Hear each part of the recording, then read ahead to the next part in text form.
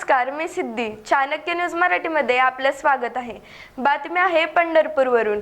केंद्रीय जलसंपदा मंत्री गजेंद्रसिंह शेखावत व खासदार रणजितसिंह नाईक निंबाळकर यांची आज पत्रकार परिषद पंढरपूर येथील शासकीय विश्रामगृह येथे संपन्न झाली.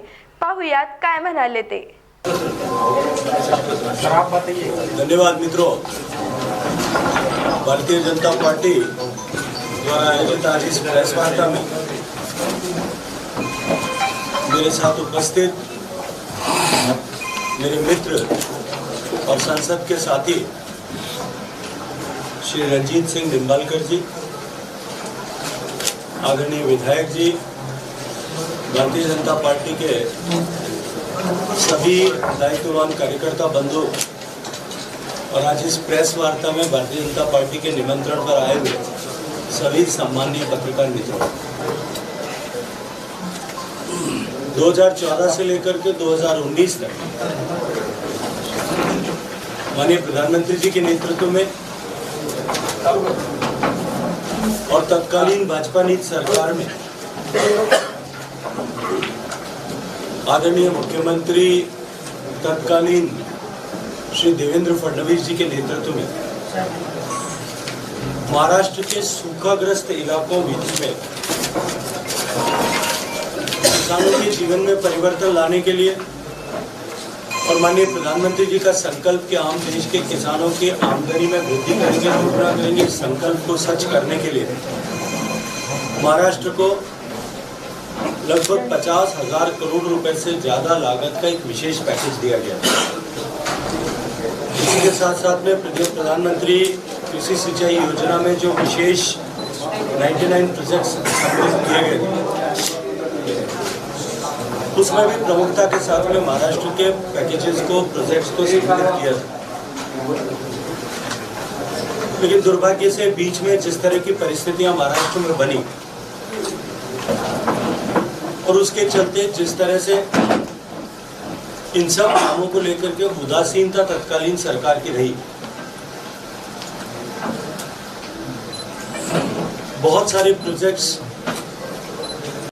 जिस उद्देश्य के साथ में प्रारंभ किए गए थे वो पूरा नहीं कर पाए। लेकिन एक बार फिर आदरणीय एकनाथ जी के नेतृत्व में सरकार बनने के बाद आदरणीय उप मुख्यमंत्री श्री देवेंद्र फडणवीस जी ने जब से जल संसाधन विभाग का दायित्व संभाला है, सभी कामों में गति आई। पीने के पानी हर घर तक पहुंचाने के लक्ष्य को लेकर के माननीय मोदी जी के नेतृत्व में जो हम काम कर रहे हैं,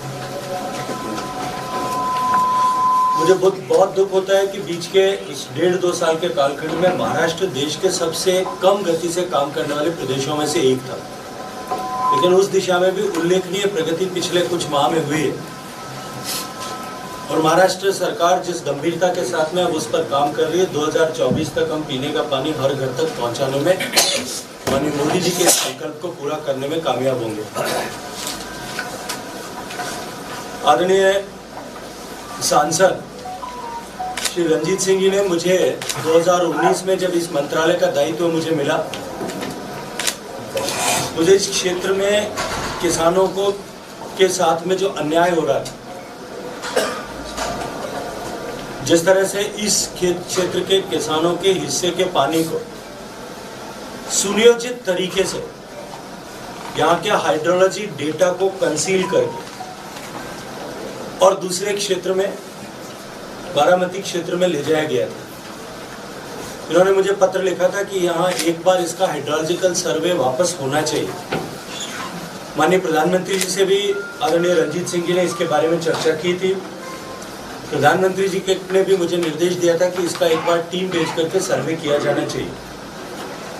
हमने सर्वे करवाया और जिस तरह की आशंका थी कि यहाँ हाइड्रोलॉजी के डेटा के साथ में खिलवाड़ की गई है, छेड़छाड़ की गई है, उनको जानबूझ करके कम बताया गया है, इस तरह के अध्ययन उस रिपोर्ट के माध्यम से हुआ है। जो रिवाइज डेटा है उसके आधार पर वर्तमान सरकार ने पानी के डिस्ट्रीब्यूशन का बैलेंस कुछ बनाने की कोशिश की है, लेकिन अभी भी इस क्षेत्र में जो भीमा नदी का सरप्लस पानी है जो पानी अलमाटी बांध में नीचे जाकर के भीमा नदी में और भीमा नदी के बाद में उस कृष्णा में और कृष्णा के बाद में समुद्र में प्रवाहित हो जाता है, एक अध्ययन करने की आवश्यकता है कि उस पानी को रोक करके डिफरेंट बैरेजेस बना करके किस तरह से उस पानी को यहाँ के इस क्षेत्र के किसानों की आवश्यकताओं के लिए उपयोग किया जा सकता है। ये दोनों ही विषय कि नीरा देवघर परियोजना को पूरा करके इस क्षेत्र के किसानों के साथ में न्याय हो और साथ साथ में सरप्लस पानी को रोक करके हम यहाँ पानी की आपूर्ति को सस्टेनेबल बना सकें, इन दोनों विषयों पर राज्य सरकार से आग्रह किया है कि वो एक बार पूरा डिटेल प्रस्ताव बनाए, प्रस्ताव बना करके भेजे तो हम शीघ्रता के साथ में उसे पूरा करेंगे। आदरणीय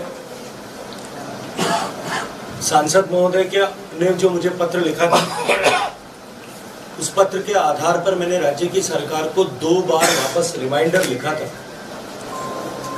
और अब जाकर उसके ऊपर कुछ हलचल जो है सरकार बदलने के बाद में प्रारंभ हुई है। मैं विश्वास के साथ में एक बात कह सकता हूं कि राज्य सरकार शीघ्रता के साथ में यदि इसे पूरा करे तो भारत सरकार ने इसे सहानुभूति पूर्वक विचार करके हम शीघ्रता के साथ इन प्रोजेक्ट्स को पूरा करके यहाँ के किसानों को राहत मिल सके, इस दृष्टि से काम करें। आप सब पत्रकार मित्रों का बहुत सारा धन्यवाद। सर, ये पश्चिम महाराष्ट्र से होके मराठवाड़ा तक के लिए जो उपयोगी कृष्णा भीमा स्थिरीकरण जो प्रकल्प है, उसके बारे में कुछ सेंट्रल गवर्नमेंट से कोई ये है? यही मैंने विषय आपके सामने रखा है। सेंट्रल गवर्नमेंट ने ही, मैंने आपको भी वापस पत्र लिखा है, स्टेट को भी पत्र लिखा है कि आप इसके ऊपर देखिए, एक विषय को हमको समझना पड़ेगा। हमारा जो संविधान है, संविधान की व्यवस्था के अनुरूप पानी और कृषि दोनों ही राज्य का विषय, राज्य की सूची का विषय। तो राज्य की सूची का विषय होने के नाते प्राथमिक रूप से राज्य को ही उसके बारे में अपना डिटेल प्रोजेक्ट बनाकर इम्प्लीमेंटेशन के लिए अपनी इम्प्लीमेंटेशन स्ट्रेटेजी बनाकर देश की सरकार के सामने रखना होगा। देश की सरकार इंटरस्टेट एस्पेक्ट्स का अध्ययन करना, हाइड्रोलॉजी का अध्ययन करना और उसके बाद में इन्वेस्टमेंट क्लियरेंस उस दिशा में देती है और विभिन्न योजनाओं के माध्यम से ऐसी राज्य सरकारों की प्रस्तावित योजनाओं को सहयोग प्रदान करती है। तो टेक्निकल असेसमेंट के बाद में इन्वेस्टमेंट क्लियरेंस और उसके बाद में जो है स्कीम्स को पूरा करने के लिए सहयोग भारत सरकार प्रदान करती है। एक बार राज्य की सरकार, क्योंकि बीच के 1.5 साल 2 साल जैसा मैंने कहा कि उदासीनता थी और उससे पहले लंबे समय तक जिस तरह की सरकार और जिस तरह का प्रभुत्व, राजनीतिक प्रभुत्व यहाँ जिन लोगों का रहा था, उन्होंने जानबूझ करके इस क्षेत्र के लोगों के साथ में अन्याय किया। अब उस अन्याय को समाप्त करके माननीय मोदी जी के सरकार में सबका साथ, सबका विकास और सबको विश्वास में लेकर के काम करने की जो परिकल्पना है, हम उसके आधार पर निश्चित ही यहाँ के क्षेत्र के लोगों को राज्य सरकार जैसी योजना प्रस्तावित करेगी, उसे पूरा करने के लिए जो कुछ भी सहयोग किया जा सकता है उस दृष्टिकोण से उस पर।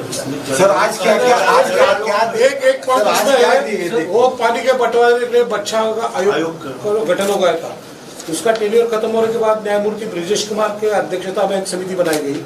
वो समिति ने इंटरबेसिन बताया, तो मुझे आपको बताने की जरूरत नहीं, मुझे पता है उसका क्या स्टेटस। वो रोक लगाई है, उसके ऊपर कोई जल आयोग ने रोक लगाई। देखिए, ऐसा नहीं है। ब्रिजेश कुमार ट्रिब्यूनल ने जो अवार्ड किया, हमारा जो inter state river water dispute act है, उस एक्ट में प्रावधान है कि उसको कोई भी जो है सुप्रीम कोर्ट में जा करके, वैसे तो एक्ट ये कहता है कि ट्राइब्यूनल की decree will be considered at part of the decree of supreme court, इसलिए उसको सुप्रीम कोर्ट में भी नहीं सुना जा सकता था। लेकिन सुप्रीम कोर्ट देश की, उनके पास में सर्वोच्च शक्तिशाली जो है वो संस्थान है।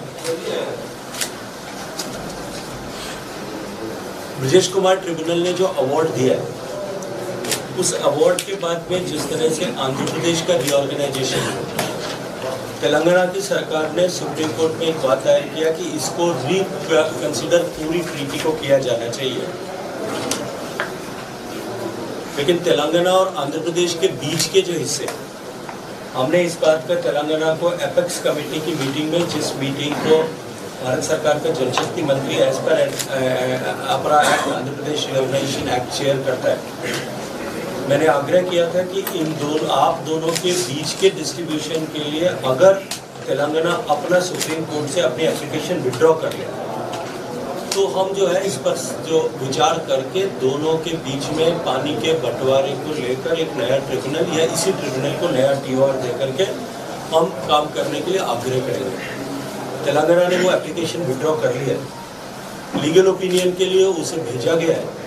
लीगल ओपिनियन प्राप्त होने के बाद में नया ट्रिब्यूनल बनाना या एग्जिस्टिंग ट्रिब्यूनल को ही उसका अवार्ड के लिए इनके रीएलोकेशन ऑफ वाटर के लिए water distribution between Telangana and Andhra Pradesh के लिए देना, इसके ऊपर निर्णय किया जा सकेगा। और मुझे विश्वास है कि लीगल ओपिनियन अगले कुछ दिनों में मिलेगी, उसके बाद उसको हम जो है प्रस्तुत करके आगे उस पर कार्रवाई करेंगे। सर आज आपने कौन सा सर्वे किया? आज आपने कौन सा इसके निर्णय के ऊपर ये अपना अफेक्टेड हो जाएगा? नेचुरली उसी के ऊपर डिपेंड। सर महाराष्ट्र में पहली बार हेलीकॉप्टर से निरीक्षण किया गया है सूखाग्रस्त इलाकों का, इसके लिए आपको बधाई।